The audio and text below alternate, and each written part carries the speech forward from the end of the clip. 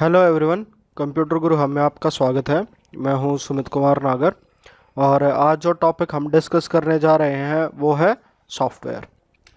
तो सॉफ्टवेयर के बारे में शुरू करने से पहले मैं आपको एक थोड़ा सा बेसिक बता देता हूं। सबसे पहले हम डिस्कस कर लेते हैं कि कंपोनेंट ऑफ कंप्यूटर क्या होते हैं। बेसिकली अगर अगर बड़े बड़े तौर से बात की जाए तो कंप्यूटर को हम दो हिस्सों में बांट देते हैं। एक होता है आपका हार्डवेयर और एक होता है सॉफ्टवेयर। हार्डवेयर आपके कंप्यूटर सिस्टम का वो पार्ट होगा जिसे आप टच कर सकते हैं और सॉफ्टवेयर वो पार्ट होगा जिसको आप टच नहीं कर सकते हैं। जो आपका सॉफ्टवेयर हार्डवेयर होता है उसके अंदर क्या आता है, उसके अंदर अब मेरे पास आता है इसके इंटरनल और एक्सटर्नल डिवाइसेस। इंटरनल और एक्सटर्नल डिवाइसेस से मतलब क्या है, यहाँ पे monitor, keyboard, mouse, motherboard, CPU, fan, hard disk drive, इसके अंदर जो एसएमपीएस लगी होती है वो सारे पार्ट है जिसको मैं टच करके फील कर सकता हूँ। सॉफ्टवेयर के अंदर क्या आता है, सॉफ्टवेयर बेसिकली आपका होता क्या है, सॉफ्टवेयर होता है एक आपका set of instructions to perform a specific task. और उसके अंदर हमारे पास क्या क्या चीज़ें आ जाएंगी, उसके अंदर हमारे पास आ जाएगा उसका नोट पैड, वर्ड पैड और गेम्स। ये तो थी बेसिक डेफिनेशन वाली बात, पर इसको समझने के तौर पे आप कैसे समझ सकते हो। जैसे आज के टाइम पर सबके पास फ़ोन होता है तो मैं फ़ोन का एक एग्जांपल लेके आपको बता देता हूँ कि जैसे आपके पास कोई आपका फ़ोन होता है तो उसमें अगर मेरे को हार्डवेयर और सॉफ्टवेयर में डिफरेंशिएट करना पड़े तो आप कैसे करोगे। तो फ़ोन के हार्डवेयर का एग्जांपल ले लीजिए, जैसे आपकी टच स्क्रीन है, आपके वॉल्यूम के अप डाउन के बटन हैं, वो सारी चीज़ें। और सॉफ्टवेयर क्या पार्ट हो गया, सॉफ्टवेयर वो पार्ट हो गया जैसे मान लो आपने उसके अंदर कोई ऐप डाउनलोड कर रखी है, जैसे कोई गेम खेलने के लिए गेम डाउनलोड कर रखा है या कोई और चीज़ है। यूट्यूब है, आपकी यूट्यूब ऐप होगी, आपका कोई ब्राउज़र हो गया, या इसके अलावा आपकी जैसे क्लॉक है या कैलेंडर है, या आपके उसके अंदर कोई पैड है जिसमें आप नोट्स बनाने के लिए यूज़ करते हो। और आज के टाइम पे जैसे जूम मीटिंग हम ले रहे हैं तो वो वाली बात हो जाती है। अब यहाँ पे जो मैंने बात की है कि सॉफ्टवेयर क्या होता है, एक स्पेसिफिक टास्क परफॉर्म करता है। यानी कि जैसे मैं अगर आपको एग्जांपल दूँ, आप अगर आपके पास कोई यूट्यूब की एपीके है तो आप उसमें देखोगे तो ओपन करोगे तो आपको यूट्यूब की ऐप मिलेगी। आपके फ़ोन का हार्डवेयर वही होगा। आप ब्राउज़र ओपन करोगे तो उसमें नेट चलने लग जाएगा। तो ये क्या होता है, सॉफ्टवेयर क्या होते हैं, स्पेसिफिकली डिज़ाइन होते हैं जिनका काम होगा एक पर्टिकुलर टास्क को पूरा करना। क्योंकि अगर मैं देखना चाहूँ तो ये मान लो जैसे मैं क्लॉक के अंदर वीडियो नहीं देख सकता, तो इसी तरीके से क्या होता है, अलग अलग चीज़ें अलग अलग तरीके से डिज़ाइन की जाती हैं। आपका हार्डवेयर एक ही रहता है पर उसके अंदर मैं क्या करता हूँ, सॉफ्टवेयर को इस तरीके से डिज़ाइन कर देता हूँ कि वो अलग अलग काम कर ले। तो बेसिकली अगर मैं ऐसे अपने हार्डवेयर और सॉफ्टवेयर को बांटूँ तो इसके अंदर हमारा क्या आ जाएगा, यहाँ पे देख सकता हूँ मैं, एंड्रॉयड है मेरा, एवीजी एंटीवायरस है, फायरफॉक्स है, थंडरबर्ड है, क्रोम है, फेसबुक है, अडोब रीडर है, कैलकुलेटर है, डॉक्यूमेंट रीडर हैं। ये सारे क्या है हमारे एक सॉफ्टवेयर का पार्ट। हार्डवेयर के अंदर हमारी कोई चिप आ गई, प्रिंटर आ गया, फ़ैन आ गया, हार्ड डिस्क आ गई, फ्लॉपी आ गई, सीडी आ गई, एसएमपीएस, माउस, ये सारा किस चीज़ का पार्ट है, ये सारा हमारा हार्डवेयर का पार्ट है। इन सब को हम डायरेक्टली छू सकते हैं, पर क्या आपने कभी देखा है कि आप पबजी को छू सकते हो? क्या आपके पबजी के कैरेक्टर में कोई कैरेक्टर मूव कर रहा है और आपने उसको छेड़ दिया और वो छिड़ गया? तो ऐसा नहीं होता। तो सॉफ्टवेयर क्या होता है, सॉफ्टवेयर का जो मेन कंपोनेंट है, सॉफ्टवेयर कंप्यूटर का वो हिस्सा होता है जिसको आप छू नहीं सकते अगर बेसिक डेफिनेशन में लेके चले। जो अगली चीज़ हम प्रोसीड करते हैं कि मान लो पहले मेरे पास हार्डवेयर था, हार्डवेयर करने के बाद मेरे को सॉफ्टवेयर की ज़रूरत क्या पड़ी। जैसे अगर मैं एग्ज़ाम्पल दूं कि आपके पास कोई एक मशीन है, जैसे मैं आपको दे देता हूँ, एक मिक्सी ग्राइंडर है जिसका काम आप मिक्सी पीसने के लिए करते हो। उसमें क्या, मसाले पीसने के लिए करते हो, सॉरी। अगर आप उसमें मसाले पीसने के साथ साथ कुछ और काम कर सको तो क्या हो जाएगा, तो हमारी क्या हो जाएगी, एक मिक्सी भी एक अलग तरह का काम करने लग जाएगी। तो इसी तरीके से मेरे पास कंप्यूटर का हार्डवेयर तो अवेलेबल था, पर जैसे जैसे मेरी अप्रोच हुई, हमने क्या करने की सोची, हमने ये करने की सोची कि मैं अपने कंप्यूटर से अलग अलग तरह के डिफरेंट डिफरेंट तरीके के काम कर सकता हूँ और मशीन मेरी सेम रहनी चाहिए। तो वो चीज़ किस चीज़ से अकम्प्लिश किया हमने, उसको अकम्प्लिश करने के लिए हमें किसकी ज़रूरत पड़ी, हमें पड़ी सॉफ्टवेयर की ज़रूरत। और सॉफ्टवेयर क्या है, उसको सॉफ्टवेयर क्या है, ये चीज़ बनता है, ये इंटरेक्टिव मीडियम बन जाता है। कि जैसे अगर मान लो मेरे को वीडियो देखनी है तो मेरे को वीडियो प्लेयर दिखाना पड़ेगा, गेम खेलना है तो मेरे को गेम खेलना पड़ेगा। कोई गेम खेलना तो मेरे को गेम डाउनलोड करने के लिए अलग से सॉफ्टवेयर लेना पड़ेगा। तो इस तरीके से क्या होगा, मैं अपने हार्डवेयर के साथ डायरेक्ट रिलेट नहीं कर सकता, but with the use of some software मैं क्या कर सकता हूँ, उसको चेक कर सकता हूँ, उसकी रैम का यूटिलाइज़ कर सकता हूँ, उसके डिस्क स्पेस का यूटिलाइज़ कर सकता हूँ और बाकी सारी चीज़ें यूटिलाइज़ कर सकता हूँ। तो सॉफ्टवेयर क्या काम करेगा, सॉफ्टवेयर काम करेगा इंटरफेस का between human user and the hardware.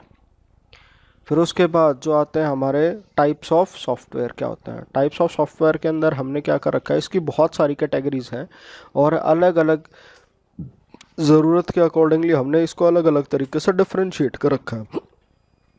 तो सबसे पहले जो बेसिक डेफिनेशन है, जो बाय फंक्शनैलिटी होती हैं सॉफ्टवेयर की, classification of software by functionality, तो वो क्या कर रखी है, वो उसको हमने तीन पार्ट में डिवाइड कर रखा है। एक हो गया मेरा ऑपरेटिंग सिस्टम, दूसरा हो गया मेरा सिस्टम यूटिलिटीज़ और तीसरा क्या हो गया, डिवाइस ड्राइवर।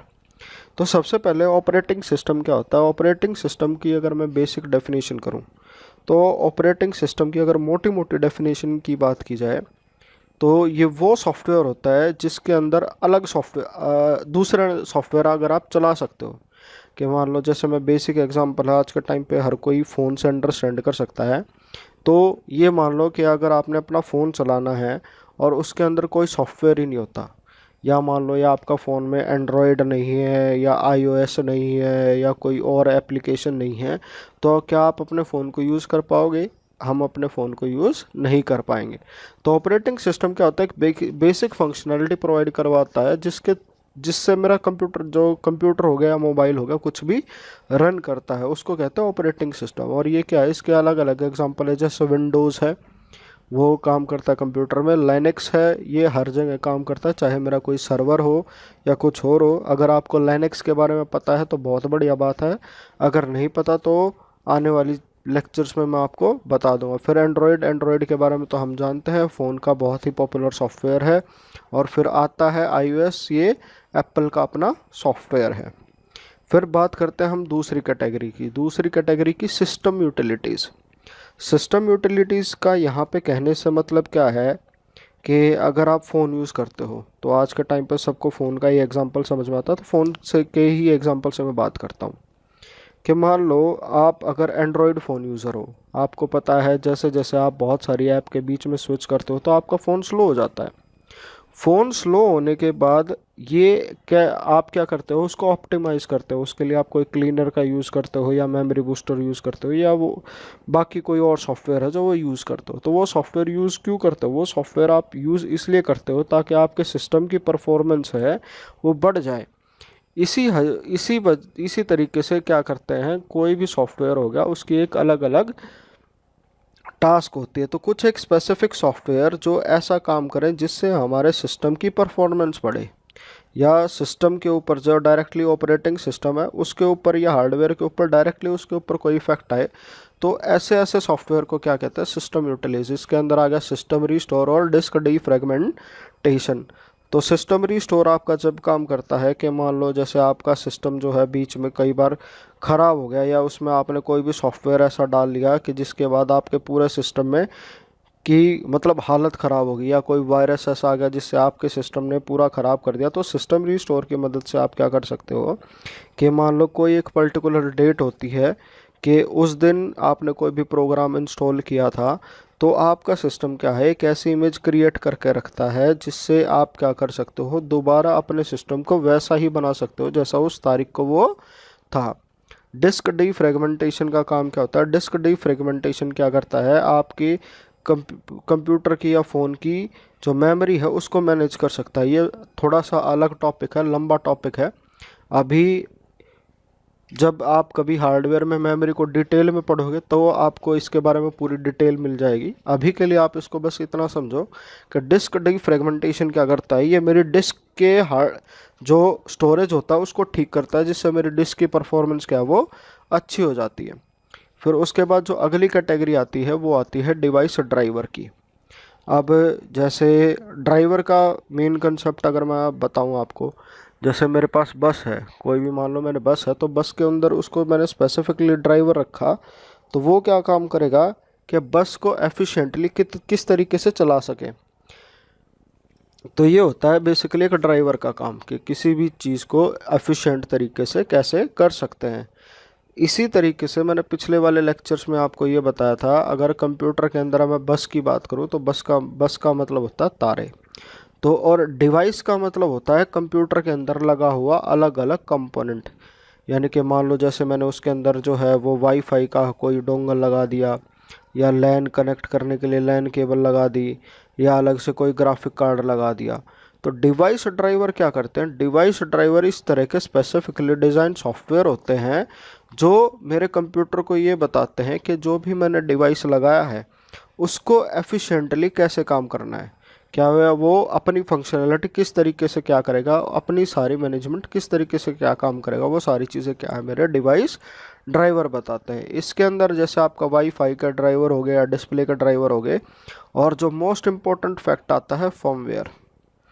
फर्मवेयर के बारे में आप सुनोगे तो अगर इसकी बेसिक डेफिनेशन पढ़ोगे तो काफ़ी अटपटी है। इसको बहुत ही ईजी भाषा में समझने के लिए आप इसको इस तरीके से याद कर सकते हो कि जैसे फर्मवेयर है वो किसी डिवाइस को ये बताता है कि वो आखिर है क्या। जैसे इसके लिए अगर मैं अपने स्टूडेंट को पढ़ाता था तो टिपिकली एक पुरानी फिल्मी मूवी का डायलॉग बताता था कि मान लो जैसे अगर कोई भी मैं बॉलीवुड मूवी देखता था उसके अंदर ये याद आता था कि कई बार सीन होता था कि किसी भी एक्टर की या एक्ट्रेस की याददाश्त चली जाती थी, और याददाश्त आने के बाद वो सबसे पहली चीज़ यही बोलते थे कि मैं कहाँ हूँ, मैं कौन हूँ। और उसके अंदर मैं तभी भी एक्सप्लेन करता था अगर वो सारी चीज़ें याददाश्त भूल गया है तो उस इंसान को ये कैसे क्या पता कि मैं कौन हूँ, मैं कहाँ हूँ, इस लाइन का मतलब क्या है। तो बेसिकली फर्मवेयर क्या करता है, फर्मवेयर आपको ये फंक्शनैलिटी प्रोवाइड करवा देता है कि मान लो अगर आपकी याददाश्त भी चली जाए, आप काम करना भी भूल जाओ, तो आपको ये पता चल जाए कि इस बेसिक चीज़ का ये मतलब है। तो फर्मवेयर क्या करता है, फर्मवेयर एक किसी भी डिवाइस को ये बताता है कि वो एग्जैक्टली है क्या, और उसके अंदर क्या होता है, उसके अंदर इंफॉर्मेशन होती है कि उस डिवाइस का नाम क्या है, वो टाइप क्या है, उसके अंदर कैसे क्या स्टोरेज है, उसकी फंक्शनैलिटी कैसे होगी, किस तरीके से वो काम करेगा। अब जैसे मैं पेन ड्राइव बता देता हूँ आपको, पेन ड्राइव का एक और एग्जांपल ले लेते हैं कि पेन ड्राइव मेरे पास 4 GB का है या 6 GB का है या 16 GB का है। दिखने में पेन ड्राइव एक जैसे होंगे, पर क्या होगा उसके अंदर जो स्टोर इन्फॉर्मेशन है वो उसको ये बताएगी ये 4 GB का है, ये 6 GB का है या 16 GB का है। तो वो सारी इन्फॉर्मेशन कहाँ स्टोर होती है, वो सारी इन्फॉर्मेशन उसके फर्मवेयर में स्टोर होती है। तो उसके बाद जो अगली मोस्ट इम्पोर्टेंट चीज़ आती है सॉफ्टवेयर के अंदर। सॉफ्टवेयर के अंदर अभी तो हमने कैटेगरी पूछी थी कि जी कि अगर मैं यूटिलाइजेशन के भी हाफ में अगर सॉफ्टवेयर को डिवाइड करूँ तो किस तरीके से होगा। उसी के तरीके से एक स्पेसिफिक कैटेगरी और आती है सॉफ्टवेयर की जिसको बोलते हैं प्रोग्रामिंग टूल। तो प्रोग्रामिंग टूल क्या करते हैं, प्रोग्रामिंग टूल वो फैसिलिटी प्रोवाइड करवा सकते हैं जिसके थ्रू मैं कंप्यूटर को प्रोग्राम कर सकता हूँ। कि जैसे क्या होता है हमारे पास कोई भी अगर मैं कोई भी चीज़ बना देता हूँ, कंप्यूटर क्या होता है, कंप्यूटर डम बेस्ट होता है, कंप्यूटर को ये नहीं पता कि 0 और 1 के बीच में क्या डिफरेंस है। ये सारी चीज़ें हमें उसको बतानी पड़ती है, कंप्यूटर को सिखाना पड़ता है। कंप्यूटर को मैं ये बताता हूँ कि 2 + 2 = 4 होता है तो ही मेरा कंप्यूटर 4 होता है। अगर मैं कंप्यूटर को ये बोल दूँ कि 2 + 2 = 5 तो मेरा कंप्यूटर क्या लिखना शुरू कर देगा, 2 + 2 = 5। तो प्रोग्रामिंग टूल की मदद से क्या कर सकता हूँ, मैं अलग अलग तरीके से प्रोग्राम बनाता हूँ जिसके थ्रू मैं क्या करूँगा, अपने किसी भी कंप्यूटर को क्या करूँगा, फंक्शनैलिटी प्रोवाइड करवाऊँगा। और जिस तरीके से मैं अलग अलग सॉफ्टवेयर क्रिएट कर सकता हूँ या कुछ और भी काम बना सकता हूँ। तो उसके अंदर भी क्या होता है, प्रोग्रामिंग के अंदर के टूल्स के अंदर हमारे पास क्या होते हैं, एक प्रो लैंग्वेज ट्रांसलेटर होता है, प्रोग्रामिंग लैंग्वेज होती है, और प्रोग्राम डेवलपमेंट टूल होते हैं। तो उसके बीच में अगर मैं यहाँ से आपकी बात करूँ, it is important to understand here the computer and human understand completely different language while human are able to write programs in high level language और computer understand in machine level language। अगर आपने ये सीधा अगर bye theory पढ़ोगे तो आपको bye theory समझ में नहीं आएगा।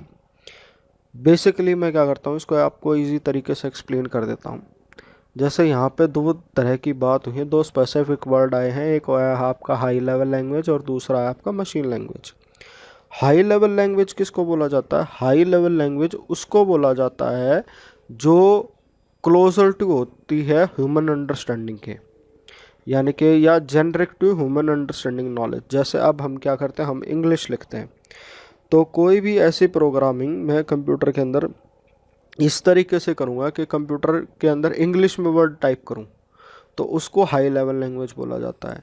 फिर दूसरी बात जो हमने पढ़ी थी या मैंने बताई थी, आपने भी समझी है कि कंप्यूटर क्या है, वो बाइनरी लैंग्वेज को समझता है। बाइनरी लैंग्वेज जिसके अंदर सिर्फ ज़ीरो होता है या वन होता है, इसके अलावा और कोई चीज़ नहीं होती। तो 0 0 0 कितनी लिखनी है, 1 1 1 कितनी लिखनी है, तो हमारा जो ब्रेन है वो इस तरीके से काम नहीं कर सकता कि मैं सारी चीज़ें याद रख लूँ कि इस स्पेसिफिक का ये मतलब था, इस स्पेसिफिक का मतलब ये था। तो हमारे पास क्या होते हैं, ये टूल्स होते हैं जिसकी मदद से मैं क्या कर सकता हूँ, किसी भी चीज़ को, कंप्यूटर को ऐसे अनेबल कर सकता हूँ कि जैसे मैं चीज़ लिखूँ इंग्लिश में और उसको समझ में आ जाए मशीन लैंग्वेज में। तो उसके अंदर हमारे पास क्या होती है, जो सबसे पहला टूल होता है वो होता है प्रोग्रामिंग लैंग्वेज। प्रोग्रामिंग लैंग्वेज क्या होती है, प्रोग्रामिंग लैंग्वेज वो होती है जिसके अंदर से हम कंप्यूटर को ये बता सकते हैं कि मैं कोई भी काम करूँगा या प्रोग्राम करूँगा तो कंप्यूटर को समझ में आ जाएगा। इसके अंदर दो तरह की चीज़ें होती हैं, एक होती है लो लेवल लैंग्वेज और एक होती है high level language. Low level language वो उसको बोला जाता है जो कंप्यूटर के ज़्यादा क्लोज़र होती है, और हाई लेवल उसको बोला जाता है जो यूज़र के ज़्यादा क्लोज़र होती है। अब कंप्यूटर के ज़्यादा क्लोज़र कौन सी होगी, कंप्यूटर के ज़्यादा क्लोज़र होगी बाइनरी लैंग्वेज, हेक्साडेसिमल नंबर। या आपने सुना नहीं होगा पर आपको लेटर लेक्चर्स में मैं बताऊंगा। तो ऐसी ऐसी लैंग्वेज क्या होगी, और मशीन डिपेंडेंट होती है। मशीन डिपेंडेंट से कहने का मतलब क्या है कि ये गारंटी नहीं है जो एक मशीन पे चलेगी दूसरे मशीन पे भी ऐसे कैसे चल जाएंगी, ऐसा नहीं होता। एक स्पेसिफिक कोई मशीन होती है तो उसके अकॉर्डिंगली स्पेसिफिकली डिज़ाइन किया जाता है। और जो लो लैंग्वेज होती है उसमें दो पार्ट आते हैं, एक मेरा असेंबली लैंग्वेज आ जाता है और एक मशीन आ जाता है। असेंबली लैंग्वेज क्या करती है, मेनली जो मशीन कोड होता है उसको कंप्यूटर की ऑब्जेक्ट कोड में कन्वर्ट कर देती है। जैसे ये अभी आपको हैवी वर्ड्स लग रहे होंगे, ये समझ में नहीं आएगा, पर जैसे हम प्रोग्रामिंग की तरफ या पाइथन की तरफ मूव करेंगे तो ये मैं आपको चीज़ें डिटेल में बता दूंगा। फिर उसके कॉरस्पॉन्डिंग हाई लेवल लैंग्वेज क्या होती है, हाई लेवल लैंग्वेज वो होती है जो इंसान आसानी से समझ ले। और जैसे जिसके अंदर मैं अगर कोई लिखूँ तो प्लेन नंबर में लिख दूँ या ABCD में लिख दूँ या इंग्लिश में लिख दूँ तो भी मैं क्या कर सकता हूँ, उसके अंदर कंप्यूटर को प्रोग्राम कर सकता हूँ। तो इसके एग्जांपल क्या हो गए, C++, जावा, HTML। जो C लैंग्वेज है उसको अब अभी कंसिडर किया जाता है मिडिल लेवल लैंग्वेज में। मिडिल लेवल लैंग्वेज में क्या मतलब है कि C लेवल लैंग्वेज से मैं कंप्यूटर को सब कुछ बता सकता हूँ। और ये मैं आपको एक बात और बता दूँ, जो लाइनक्स है अभी, जो इससे पिछले वाले ऑपरेटिंग सिस्टम की मैं बात कर रहा था, तो वो आपका पूरा का पूरा ऑपरेटिंग सिस्टम बना है सी लैंग्वेज के अंदर। तो सी लैंग्वेज को बाद में जब डेवलप किया गया था डेनिस रिची ने, तो उन्होंने इसको इस तरीके से बनाया था कि इससे मैं पूरा कंप्यूटर सिस्टम जो है वो मैनेज कर सकता हूँ। तो इसके बारे में अभी तो आपके सिलेबस में पाइथन है, तो हम अगर सी की क्लास होगी तो कभी मैं आपको तब इसके बारे में डिटेल में बताऊँगा। फिर अगली चीज़ आती है लैंग्वेज ट्रांसलेटर। जैसे प्रोग्रामिंग टूल पढ़ रहे थे उसके अंदर मैंने आपको बताया था एक टूल तो हो गया हमारा प्रोग्रामिंग लैंग्वेज, उसके बाद होता है लैंग्वेज ट्रांसलेटर। लैंग्वेज ट्रांसलेटर का मतलब क्या होता है, आपने ट्रांसलेटर देखा होगा, मूवी में सुना होगा कि एक होता है वो किसी और लैंग्वेज में बात करता है, तो ट्रांसलेटर क्या करता है, बीच में उसको सुनता है और किसी दूसरे इंसान को जिस लैंग्वेज में वो समझ सकता है उसमें रिप्लाई करता है। तो बेसिकली ट्रांसलेटर का मतलब जो होता है वही कंप्यूटर के अंदर भी इसी तरीके से होता है। अब कंप्यूटर के अंदर क्या है, कंप्यूटर तो आपका 0101 समझता है, और इंसान क्या है, इंसान हाई लेवल लैंग्वेज समझता है, वो इंग्लिश समझता है। तो लैंग्वेज ट्रांसलेटर का काम क्या हो गया, लैंग्वेज ट्रांसलेटर का काम ये हो गया, अगर मान लो कोई भी यूज़र जो है उसको इंग्लिश में लिखता है या हाई लेवल लैंग्वेज में लिखता है, तो आपका लैंग्वेज ट्रांसलेटर क्या करेगा, उस चीज़ को इस तरीके से डिकोड कर देगा कि वो कंप्यूटर को समझ में आ जाए। तो सबसे पहले हम क्या करेंगे, अगर मैंने जो भी कोई भी प्रोग्राम लिखा या कुछ भी लिखा है उसको मैं अपनी लैंग्वेज में लिखूंगा, उसको बोला जाता है सोर्स कोड। सोर्स कोड उसको बोला जाता है कि कोई भी प्रोग्राम जो हाई लेवल लैंग्वेज में लिखा जाता है फिर उसको लैंग्वेज ट्रांसलेटर को देते हैं, और लैंग्वेज ट्रांसलेटर क्या करता है, उसको मशीन कोड में या मशीन लैंग्वेज में लिख देता है, जिसको हम ऑब्जेक्ट कोड के नाम से जानते हैं। फिर इतना हो गया, तो फिर इसके बाद जो ट्रांसलेटर होता है उसमें भी 3 तरह की चीज़ें होती हैं। जो हमारा ट्रांसलेटर हो गया वो हो गया सबसे पहले एक असेंबलर। असेंबलर क्या करेगा, वो प्रोग्राम को कन्वर्ट करेगा असेंबली लैंग्वेज से मशीन लैंग्वेज में। असेंबली लैंग्वेज क्या होगी है, ये होती हैं रजिस्टर स्पेसिफिक। आप अगर कॉलेज में जाओगे, बीटेक में जाओगे या कहीं और कुछ प्रोसेस करोगे या एमसीए में जाओगे, तब आपके ऊपर स्पेसिफिक चैप्टर आएगा। स्पेसिफिक मतलब सब्जेक्ट होगा माइक्रो प्रोसेसर का। उस टाइम पे आपको ये चीज़ें बेटर समझ में आ जाएंगी कि असेंबली लैंग्वेज क्या होती है और मशीन लैंग्वेज क्या होती है। असेंबली लैंग्वेज अगर मैं आपको ये बताऊं तो रजिस्टर स्पेसिफिक होती है, जिसके अंदर मैं ये चीज़ें ये बताता हूं कि कौन सी मेमोरी के सेगमेंट से कहाँ डेटा जाएगा, और जो असेंबलर हो गया फिर उसको 0101 के कोड में क्या है वो ब्रेक कर देता है। फिर क्या आता है, जो एक आता है जो एक टाइप ऑफ ट्रांसलेटर होता है, उसके अंदर हमारा क्या होता है कंपाइलर। कंपाइलर का काम क्या हो गया, ये जो भी मैंने प्रोग्राम लिखा है उसको चेक करेगा। अगर मान लो जो सिंटैक्स है, यानी कि अगर मैं प्रोग्रामिंग की बात करूँ, सिंटैक्स का मतलब होता है प्रोग्रामिंग की ग्रामर, अगर वो सारी चीज़ें बिल्कुल ओके है तो मेरा कंपाइलर क्या करेगा, उस सोर्स कोड को यानी कि उस प्रोग्राम को जो मैंने लिखा है उसको मशीन कोड में कन्वर्ट कर देगा। तो ये सारा काम किसके थ्रू करेगा, कंपाइलर काम करेगा। फिर उसके बाद जो थर्ड टाइप आती है वो होती है इंटरप्रेटर। इंटरप्रेटर का काम क्या होगा, अगर मान लो जैसे मैंने 1000 लाइन का प्रोग्राम लिख दिया, तो 1000 लाइन के प्रोग्राम को क्या करेगा, एक लाइन उठा के उसको कन्वर्ट करेगा, एक लाइन उठा के इसको कन्वर्ट करेगा, एक लाइन उठा के उसको कन्वर्ट करेगा। और जो ट्रांसलेटर हो गया, कोई भी हो गया, उसमें ये तीनों चीज़ें कंबाइंड होके काम करती हैं। कंबाइंड होके काम करते हैं पर उसके ये अलग अलग से पार्ट हैं। तो अगला जो नेक्स्ट जो मोस्ट इम्पोर्टेंट चीज़ आती है वो प्रोग्रामिंग टूल के अंदर, वो होता है प्रोग्रामिंग डेवलपमेंट टूल्स। तो इसके अंदर क्या होता है, इसके अंदर अब मान लो जैसे मैंने आपको इतनी सारी चीज़ें बताई कि हमारे पास एक लैंग्वेज होती है, हाई लेवल लैंग्वेज होगी, लो लेवल लैंग्वेज होगी, एक ट्रांसलेटर होता है, उसके भी 3 पार्ट होते हैं जो ये सारा काम करेंगे। तो ये सारी चीज़ें मेरे को कौन प्रोवाइड करवाता है, ये सारी चीज़ें मेरे को एक बंडल की फॉर्म में मिलती है। जो बंडल की फॉर्म में मिलेगा उसको कहते हैं प्रोग्राम डेवलपमेंट टूल। उसको किस नाम से जाना जाता है, आईडीई के नाम से जाना जाता है, इंटीग्रेटेड डेवलपमेंट टूल। इसके अंदर क्या होगा, इसके अंदर क्या होता है, ये सारी चीज़ें होती हैं कि वो कौन से प्रोग्रामिंग लैंग्वेज के ऊपर काम करेगा, उसका जो है कंपाइलर, असेंबलर और इंटरप्रेटर क्या होगा, वो सारी चीज़ें एक साथ काम करती हैं, जिसके अंदर मैं प्रोग्राम लिखता हूँ।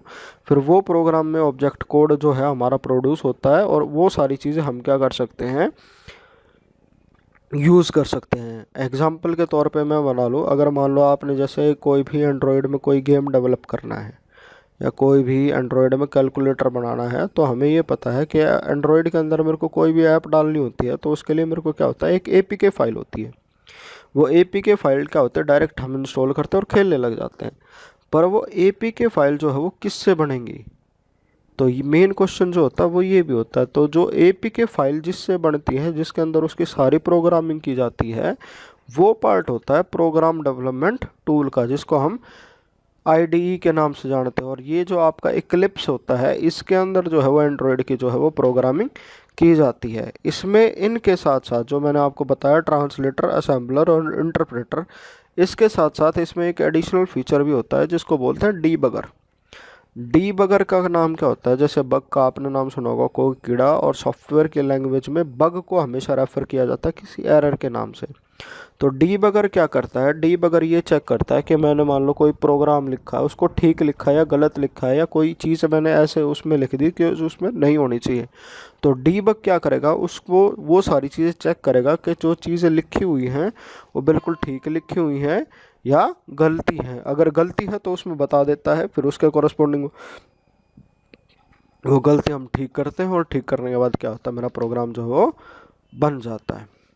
फिर उसके बाद जो अगली कैटेगरी आती है सॉफ्टवेयर की, उसको बोला जाता है एप्लीकेशन सॉफ्टवेयर। एप्लीकेशन सॉफ्टवेयर वो सॉफ्टवेयर हो गए जिसको मैं डायरेक्टली यूज़ करता हूँ, जो डायरेक्ट यूज़र के लिए होता है। उसके अंदर मेरे पास क्या होते हैं, उसमें 2 कैटेगरीज हैं, एक होता है जनरल पर्पस सॉफ्टवेयर और एक होता है customise software. General purpose software मतलब वो सॉफ्टवेयर जो हर एक इंसान के लिए बने, या कोई भी किसी भी तरीके से काम कर लो। जैसे हम कैलकुलेटर हैं, कैलकुलेटर क्या कर सकता है, कोई भी इंसान कोई दुकान पे काम कर रहा है, कोई कहीं काम कर रहा है, या कोई भी नोट हो गया, नोट पैड हो गया, उसको भी कोई क्या कर सकता है, कोई भी इंसान कहीं पे भी काम कर सकता है। तो वो सारी चीज़ें क्या होगी, जेनरिक सॉफ्टवेयर। इसके अंदर जैसे मेरा मान लो कोई क्रोम ब्राउज़र है या माइक्रोसॉफ्ट ऑफिस है, वो आ गया।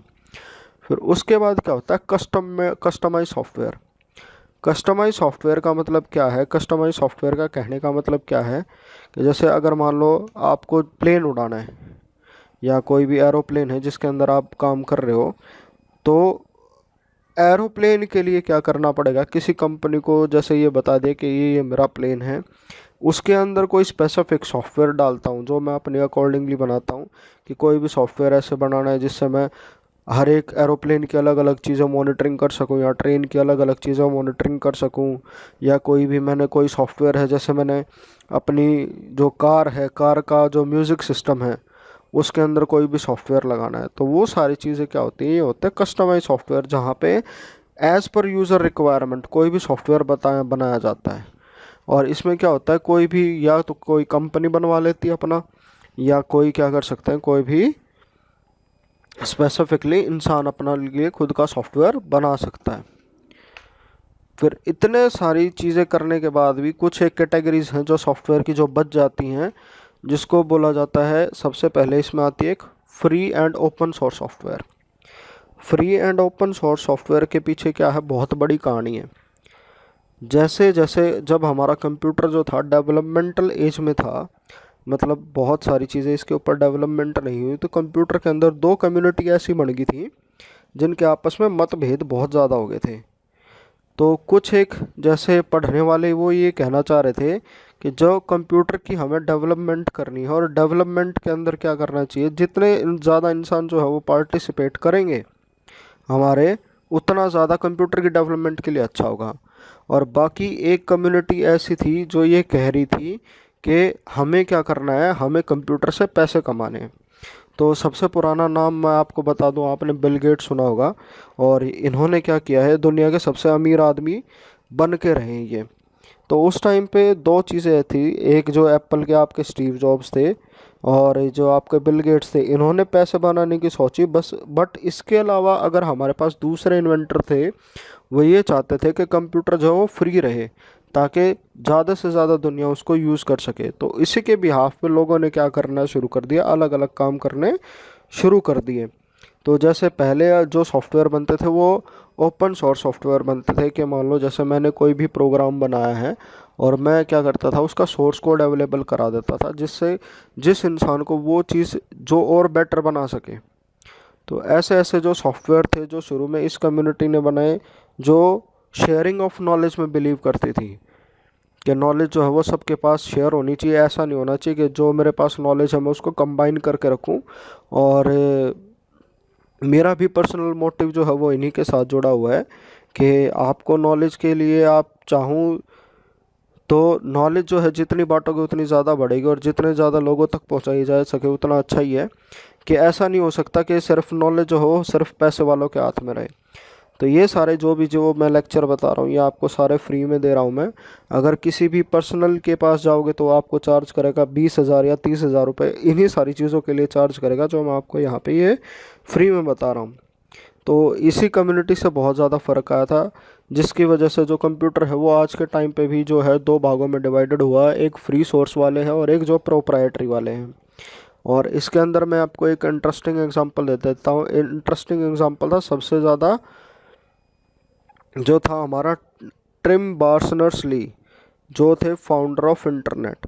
जो फाउंडर ऑफ इंटरनेट थे वो बिलोंग करते थे नॉलेज शेयरिंग वाली कम्युनिटी से, क्योंकि उन्होंने जब इंटरनेट बनाया था तो इंटरनेट बनाने के बाद उन्होंने ये चीज़ें की कि इंटरनेट हर किसी पब्लिक को एक्सेस होना चाहिए। अगर वो भी बिल गेट्स या स्टीव जॉब्स के जैसा करते तो आज के टाइम पे वो दुनिया के सबसे अमीर आदमी होते अब तक। पर उन्होंने ऐसा नहीं किया। उन्होंने ये क्या किया कि लोगों के लिए फ्री इंफॉर्मेशन, और जो लोग जितना ज़्यादा फ्री करेंगे उसके लिए ही इतना ज़्यादा बेटर रहेगा। और तब से देखिए आज तक इंटरनेट की इतनी ज़्यादा डेवलपमेंट हो गई है, पर उस इंसान ने सब कुछ इसको फ्री रखा। उसके ऊपर वो चाहे तो करोड़ों अरबों रुपए कमा सकता था, पर उसने ये सारी चीज़ें छोड़ दी। तो इसी तरीके से कैटेगरीज में अगर मैं बात करूं फ्री और ओपन सॉफ्टवेयर की, इसके अंदर क्या होता है, इसका सोर्स कोड यानी कि प्रोग्राम कैसे लिखा गया है, कोई भी फंक्शनैलिटी कैसे होती है, वो सारी पब्लिक डोमेन में अवेलेबल होती है, जिसको कोई भी इंसान चेंज करके जैसा चाहे वैसा बना सकता है। इसके पीछे एग्जांपल है VLC, मोजिला और अबंतु। अबंतु क्या है, आपका ऑपरेटिंग सिस्टम है। और इसी के कॉरस्पॉन्डिंग जो दूसरी कैटेगरीज आ जाती है वो होती है प्रोपराइटरी। प्रोपराइटरी का मतलब है जिसके ऊपर कॉपीराइट जो है वो मेरे पास है। अगर मुझे कोई भी सॉफ्टवेयर यूज़ करना है तो उससे पहले मेरे को क्या करना पड़ेगा, वो परचेज करना पड़ेगा, तभी जाके मैं क्या कर सकता हूँ, उसको यूज़ कर सकता हूँ। अगर मैंने उसको परचेज नहीं किया और मैं उसको यूज़ कर रहा हूँ तो ये सारा प्रोसेस क्या है, वो इलीगल होता है। इसके लिए एग्जांपल हो गया आपका माइक्रोसॉफ्ट विंडोज़ हो गया, माइक्रोसॉफ्ट ऑफिस हो गया, या क्विक हिल एंटीवायरस, जहाँ पर आपको हर बार ये देखना पड़ता है कि इतने पैसे दो और आपको ये वायरस रिमूवल सर्विसेज मिलेंगी। फिर इसके अलावा जो तीसरी कैटेगरीज आती है वो होती है फ्रीवेयर की। फ्रीवेयर की कैटेगरी का मतलब क्या है, वो सॉफ्टवेयर आपके लिए फ्री है, मतलब आप चाहो तो आप यूज़ कर सकते हो, पर उसका सोर्स कोड अवेलेबल नहीं होगा, क्योंकि कहने का मतलब क्या है, आप उसको चेंज नहीं कर सकते। जो जैसा सॉफ्टवेयर है वो वैसा ही है, आप यूज़ करो, फ्री में जितना चाहिए यूज़ करो, पर आप चेंज नहीं कर सकते। तो ये सारे थे हमारे सॉफ्टवेयर के पार्ट, और अलग अलग पार्ट्स थे। होपफुली मैं जितना कोशिश हो सकती थी मैंने कवर अप करने की, उतनी मैंने कोशिश की है। अगर इसके बाद भी अगर आपके पास कोई डाउट रहता है या कोई क्वेश्चन है या कोई चीज़ समझ में नहीं आई है तो you are most welcome to comment. अगर आपको चीज़ अच्छी लगी है तो लाइक कीजिएगा और शेयर एंड सब्सक्राइब ज़रूर कीजिएगा, अपने फ्रेंड्स को बताइएगा। जो फ्री नॉलेज में विश्वास रखते हैं वो कभी भी जितनी भी चाहें फ्री नॉलेज ले सकते हैं। तो आज की वीडियो में इतना ही। Thank you all, thank you for watching.